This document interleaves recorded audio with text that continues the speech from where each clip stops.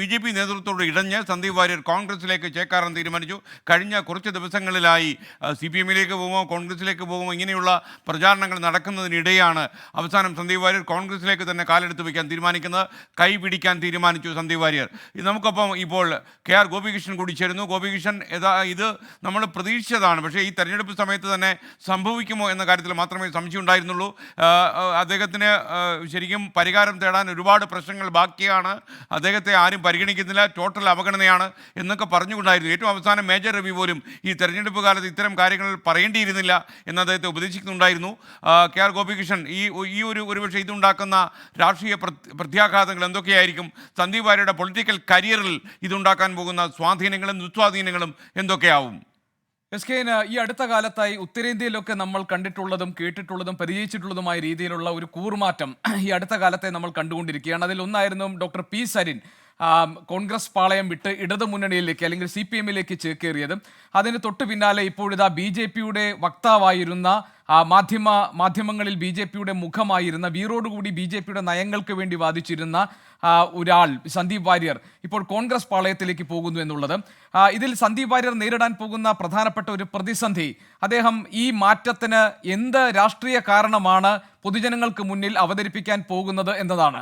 ഇതിൽ നമുക്കറിയാം സന്ദീപ് വാര്യർക്കുണ്ടായിട്ടുള്ള അതൃപ്തിയും സന്ദീപ് വാര്യർ പാർട്ടി നേതൃത്വത്തോട് പിണങ്ങി നിൽക്കാനും ഒക്കെ കാരണമായി പറഞ്ഞത് പാർട്ടി വേദികളിലും പാർട്ടിയുടെ സംഘടനാ സംവിധാനങ്ങളിലും അർഹിക്കുന്ന രീതിയിലുള്ള പരിഗണന തനിക്ക് കിട്ടുന്നില്ല എന്നുള്ളതായിരുന്നു. അത് തീർത്തും വ്യക്തിപരമായ ഒരു ആക്ഷേപമായിരുന്നു. ആ വ്യക്തിപരമായ ഭിന്നാഭിപ്രായം അല്ലെങ്കിൽ വ്യക്തിപരമായി സന്ദീപ് വാര്യർക്കുണ്ടായിട്ടുള്ള അനിഷ്ടം എന്നതിനപ്പുറത്ത് മറ്റെന്തെങ്കിലും ഒരു രാഷ്ട്രീയ കാരണം സന്ദീപ് വാര്യർക്ക് കോൺഗ്രസിലേക്ക് പോകാൻ അല്ലെങ്കിൽ BJP-യിൽ നിന്ന് പുറത്തേക്ക് ഇറങ്ങുമ്പോൾ പൊതുസമൂഹത്തിന് മുന്നിൽ അവതരിപ്പിക്കാനുണ്ടോ എന്നത് പ്രധാനപ്പെട്ട ഒരു ചോദ്യമാണ്. ഒരുപക്ഷെ സന്ദീപ് വാര്യരുടെ രാഷ്ട്രീയ ഭാവി ഈ അദ്ദേഹം വിശദീകരിക്കാൻ പോകുന്ന കാരണങ്ങൾ, അദ്ദേഹം പറയാൻ പോകുന്ന കാരണങ്ങളെ കൂടി ആശ്രയിച്ചാണ് എന്ന് പറയേണ്ടി വരും. കോൺഗ്രസിലേക്ക് എത്തുന്നു എന്നത് ഈ ഘട്ടത്തിൽ ഒരു സർപ്രൈസിങ് ഫാക്ടർ ആണെങ്കിൽ പോലും സന്ദീപ് വാര്യർ BJP വിടുന്നു എന്നത് നേരത്തെ താങ്കൾ സൂചിപ്പിച്ചതുപോലെ അതിശയിപ്പിക്കുന്ന ഒരു കാര്യമല്ല. കാരണം BJP നേതൃത്വവുമായി ഇനി ഒരു തരത്തിലും യോജിച്ചു പോകാൻ കഴിയില്ല എന്നതിൻ്റെ സൂചനകൾ വളരെ നേരത്തെ തന്നെ സന്ദീപ് വാര്യർ നൽകിയിരുന്നു. RSS നേതൃത്വം ഇടപെട്ട് ഈ പ്രശ്നം പരിഹരിക്കാൻ ശ്രമിച്ചപ്പോഴും BJP നേതൃത്വം നേരിട്ടിടപെട്ട് സന്ദീപ് വാര്യരെ അനുനയിപ്പിക്കാൻ ശ്രമിച്ചപ്പോഴും ഒന്നും അതിനോട് വഴങ്ങാൻ സന്ദീപ് വാര്യർ കൂട്ടാക്കിയിരുന്നില്ല. ഒരു ഘട്ടത്തിൽ CPM-ലേക്ക് പോകുന്നുവെന്നും പിന്നീട് ഒരു ഘട്ടത്തിൽ CPI നേതൃത്വവുമായി, പ്രത്യേകിച്ച് മണ്ണാർക്കാട്ടെ CPI-യിലെ പ്രാദേശിക നേതൃത്വവുമായി സന്ദീപ് വാര്യർ ആശയവിനിമയം നടത്തിക്കൊണ്ടിരിക്കുകയാണ് എന്നുമൊക്കെയുള്ള വിവരങ്ങൾ നേരത്തെ പുറത്തു വന്നതാണ്. മണ്ണാർക്കാട്ട് മത്സരിക്കാൻ സന്ദീപ് വാര്യർക്ക് താല്പര്യമുണ്ടെന്നും അത് പരിഗണിച്ചുകൊണ്ട് CPI-യിലെ നേതാക്കളുമായി ആശയവിനിമയം നടത്തിക്കൊണ്ടിരിക്കുകയാണ് സന്ദീപ് വാര്യർ എന്നതായിരുന്നു ഒരു ഘട്ടത്തിൽ പുറത്തു വന്നിരുന്ന വാർത്ത. ആ സമയത്ത് സന്ദീപ് വാര്യർ പറഞ്ഞത്, ഞാൻ മാസങ്ങൾക്ക് മുൻപ് പന്ന്യൻ രവീന്ദ്രനുമായി ഒരു ട്രെയിൻ യാത്രയിൽ കണ്ടു, അന്ന് ഭാരതീയ ദർശനങ്ങളെ കുറിച്ച് സംസാരിച്ചു, പിന്നെ K. രാജന്റെയും അതേപോലെ VS സുനിൽകുമാറിൻ്റെയും ഒക്കെ മൊബൈൽ ഫോണിൽ ഒരുപക്ഷെ എൻ്റെ നമ്പർ കാണും എന്നതിനപ്പുറത്ത് ഒരു തരത്തിലുള്ള കൂടിക്കാഴ്ചയും ഒരു തരത്തിലുള്ള ആശയവിനിമയം നടത്തിയിട്ടുണ്ടായിരുന്നില്ല എന്നതായിരുന്നു. ഇപ്പോൾ പാലക്കാട് നിന്ന് ഷഹദ് റഹ്മാൻ ഒരു വാർത്ത അറിയിക്കുന്നുണ്ട്. Shafi Parambil MP, VK Sreekandan MP എന്നിവരെ അടിയന്തരമായി കോൺഗ്രസിൻ്റെ തെരഞ്ഞെടുപ്പ് കമ്മിറ്റി ഓഫീസിലേക്ക് വിളിപ്പിച്ചിരിക്കുന്നു എന്ന വാർത്ത വരുന്നുണ്ട്. കോൺഗ്രസിലെ മുതിർന്ന നേതാക്കളെല്ലാം ഈ വാർത്താ സമ്മേളനത്തിൽ പങ്കെടുക്കുമെന്നാണ് നമുക്ക് അറിയാൻ കഴിയുന്നത്. ഗോപികൃഷ്ണൻ തുടരാം. ഏതായാലും ഈ വരുന്ന വിവരങ്ങൾ ഇപ്പോൾ താങ്കൾ പറഞ്ഞതുപോലെ തന്നെ ഈ MP-മാരെ വിളിച്ചിരിക്കുന്നു. അല്പം സമയത്തിനകം തന്നെ കോൺഗ്രസ് വേദിയിൽ സന്ദീപ് വാര്യർ എത്താൻ പോകുന്നു എന്ന് വേണം നമ്മൾ മനസ്സിലാക്കാൻ. അങ്ങനെയാണെങ്കിൽ സന്ദീപ് വാര്യറിനെ കോൺഗ്രസിലേക്കുള്ള വരവ് ഒരുപക്ഷെ സംസ്ഥാന കോൺഗ്രസിനെ സംബന്ധിച്ച് അവരതൊരു BJP-ക്കെതിരെ വലിയൊരു രാഷ്ട്രീയ ആയുധമാക്കി ഉയർത്തും.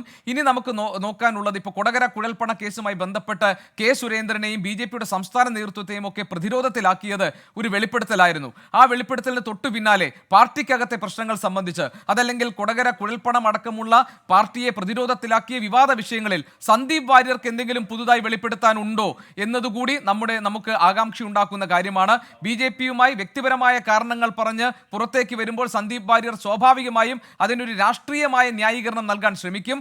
അപ്പോൾ സ്വാഭാവികമായും സംസ്ഥാന നേതൃത്വത്തിനെതിരെയോ BJP-യുടെ ദേശീയ നേതൃത്വം തൻ്റെ വിഷയം അടക്കം കൈകാര്യം ചെയ്ത രീതിയെക്കുറിച്ചോ അല്ലെങ്കിൽ ശോഭാ സുരേന്ദ്രനെ പോലൊരു BJP നേതാവിന് BJP-ക്ക് അകത്ത് നേരിടേണ്ടി വരുന്ന അവഗണനയെക്കുറിച്ചോ കുറിച്ചോ ഇങ്ങനെ പാർട്ടിക്കകത്തെ പ്രധാനപ്പെട്ട പ്രശ്നങ്ങളെക്കുറിച്ച് സന്ദീപ് വാര്യർ ഒരുപക്ഷെ മനസ്സ് തുറന്നേക്കും.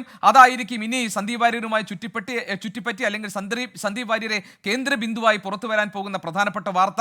ഏതായാലും കോൺഗ്രസ് നേതൃത്വം സന്ദീപ് വാര്യരെ സ്വീകരിക്കുകയും സംസ്ഥാന കോൺഗ്രസിന്റെ ഭാഗമാകാൻ സന്ദീപ് വാര്യർ ഒരുങ്ങുകയും ചെയ്യുമ്പോൾ സ്വാഭാവികമായും കെ സുരേന്ദ്രന്റെ നേതൃത്വത്തിലുള്ള BJP സംബന്ധിച്ച് ദേശീയ നേതൃത്വത്തിന് മുന്നിൽ അതിന് മറുപടി പറയേണ്ടി വരും. ഒരു ഘട്ടത്തിൽ അപ്പുറത്തേക്ക് സന്ദീപ് വാര്യരെ അനുനയിപ്പിച്ച് കൂടെ നിർത്തേണ്ടതില്ല എന്ന ദേശീയ നേതൃത്വം തന്നെ BJPയുടെ ദേശീയ നേതൃത്വം തന്നെ ഒരു ഘട്ടത്തിൽ സംസ്ഥാന നേതൃത്വത്തിന് ആശയവിനിമയം നടത്തിയിരുന്നു. കാരണം RSS നേതൃത്വം അടക്കം ഇടപെട്ടിട്ടും സന്ദീപ് വാര്യർ അനുനയത്തിന് വഴങ്ങാതിരുന്ന സാഹചര്യത്തിൽ ഉറച്ച മനസ്സുമായി BJP വിടാൻ സന്ദീപ് വാര്യർ തയ്യാറെടുത്തു കഴിഞ്ഞു എന്ന സൂചന BJPയുടെ ദേശീയ നേതൃത്വത്തിനും ലഭിച്ചിരുന്നു.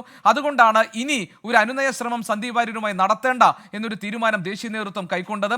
പക്ഷേ അപ്പോഴും സന്ദീപ് വാര്യർ പുറത്തു വന്ന് പറയാൻ പോകുന്ന BJPയുടെ സംസ്ഥാന നേതൃത്വത്തിനെതിരെ ഉന്നയിക്കാൻ പോകുന്ന ആരോപണങ്ങൾ ഏത് തരത്തിലാണ് പാർട്ടിയെ കേരളത്തിൽ പ്രതിരോധത്തിലാക്കുക എന്ന് നമുക്ക് കാത്തിരുന്ന് കാണാം. ശോഭാ സുരേന്ദ്രനെ പോലെ ഒരു വിഭാഗം ആളുകൾ പാർട്ടിക്കകത്ത് അവഗണിക്കപ്പെടുന്നു എന്ന പ്രശ്നം സന്ദീപ് വാര്യർ രാഷ്ട്രീയമായി കോൺഗ്രസിലെത്തുമ്പോൾ ഉന്നയിക്കുമോ എന്ന കാര്യം നമുക്ക് കാണാം. അങ്ങനെയാണെങ്കിൽ കെ സുരേന്ദ്രനെ BJPയുടെ സംസ്ഥാന നേതൃത്വത്തെയും പ്രതിരോധത്തിലാക്കുന്ന ഒരു നിലപാടെ അത് മാറും. താങ്കൾ സൂചിപ്പിച്ചതുപോലെ തന്നെ സന്ദീപ് വാര്യരുടെ രാഷ്ട്രീയ ഭാവി എന്താണ് എന്നത് ഇനി സന്ദീപ് വാര്യരുടെ പ്രതികരണങ്ങളിൽ നിന്നാണ് നമുക്ക് വായിച്ചെടുക്കാൻ കഴിയുക. SK.